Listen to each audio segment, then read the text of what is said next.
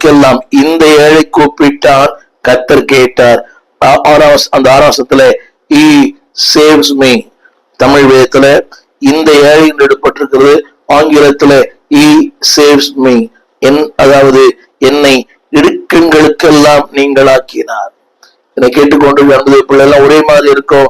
ஆனால் உன்னுடைய இடுக்கங்கள் யாருக்கும் தெரியாது, உன்னுடைய வேதனை யாருக்கும் தெரியாது, உன் பாடுகள் யாருக்கும் தெரியாது, உன் துன்பங்கள் யாருக்கும் தெரியாது, உன்னுடைய கண்ணீர் யாருக்கும் தெரியாது.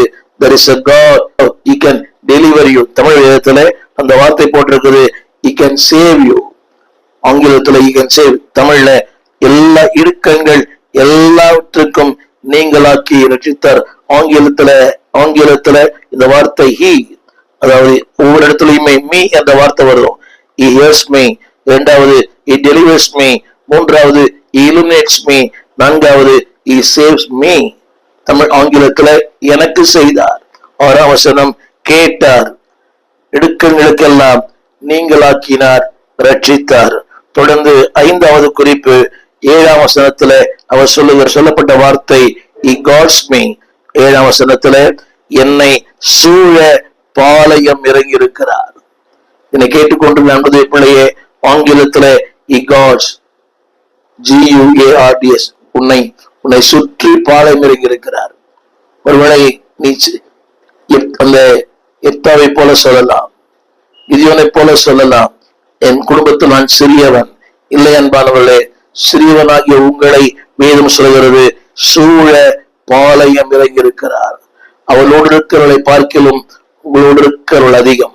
ஒருவேளை எண்ணிக்கையை பார்க்க வேண்டாம், திரளான கூட்டங்கள் இருக்கலாம், பணபலம், ஆழ்பலம், அரசியல் பலம் எல்லாம் இருக்கலாம். ஆனால் உன்னை சுற்றி பாளையம் இறங்கி உன்னை பாதுகாக்கிற கர்த்தர்.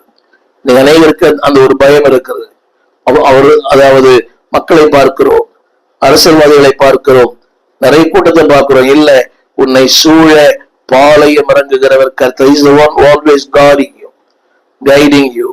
உன்னை நடத்தும் தேவன் மட்டுமல்ல, உன்னை சுற்றிலும். அந்த வார்த்தையை படிக்கிறேன் 7ஆம் வசனத்துல, அதாவது சூழ பாளையம் இறங்கி, எப்பக்கத்திலும்.